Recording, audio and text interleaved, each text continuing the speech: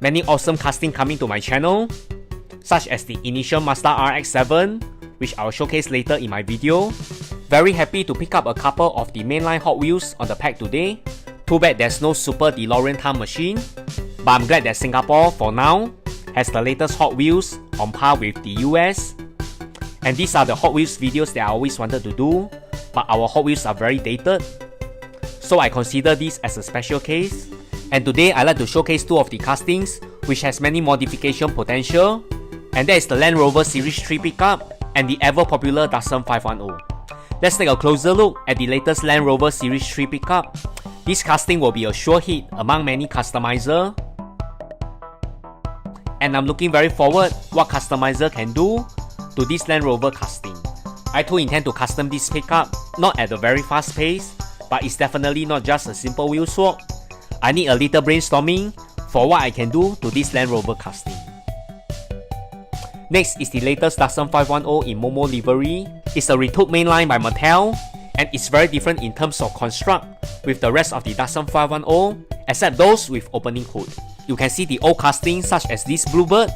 It has a die cut on the front with just a rear rivet. This casting is held by the usual two conventional rivets, which I believe Mattel did this to cut costs.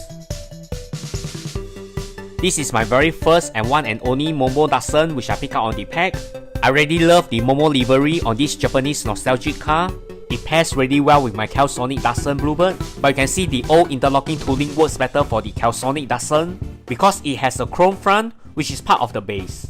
It's also joined by one contact point, while the latest tooling has two rivets.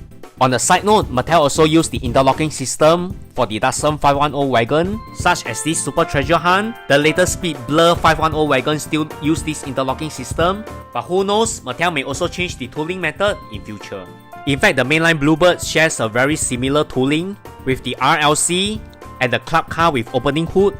They are totally made of the same construct, but of course the opening hood feature will not be applied for this mainline, mainly to cut costs. So in short, it's very interesting to see the Datsun Bluebird has three very different constructs from each other. Today I have two simple modifications for this Bluebird. One is the wheel swap, which you can refer to the card above on how I do the wheel swap, and also to include a roll cage interior for this MOMO Datsun taken from the previous mainline. Alright, the MOMO Datsun is now taken apart, and it's interesting to compare the base of these two Datsun Bluebird, which shares a different tooling. I'm very sure they share the same specification and dimension. For the body, it's what I mentioned before. The old tooling got a die cut in front, while the latest do not have, and one is a single, while the other is a double rivet. You can see how seamless the no roll cage interior fit to this body. But when I try to fit in the roll cage interior, I got an obstacle because one of its components is in the way of the front rivet. Hence what I need to do is to saw away the part that's in the way and yet still keep the whole construct of the roll cage interior.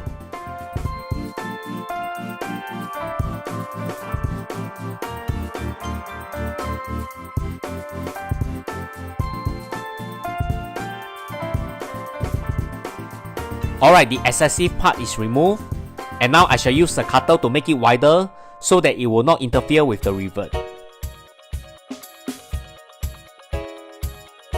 And yes, now it fits seamlessly without any issues.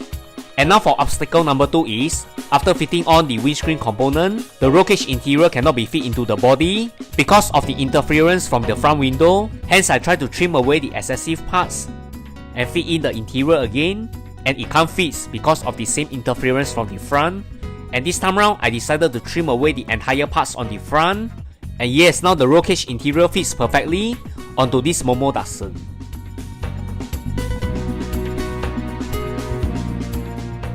Secure the base with screws, and yes, I'm now done.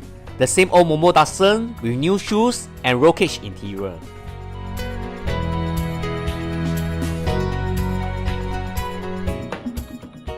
The roll cage alignment and positioning is very consistent with the old tooling, and that's great. While I don't really welcome this new tooling for this Datsun Bluebird, the MOMO livery looks very good on the Datsun 510, and yes, this Datsun will definitely sit very well with the rest of my Datsun 510 Bluebird. Remember to comment, like, and share my video. Thanks everyone, bye!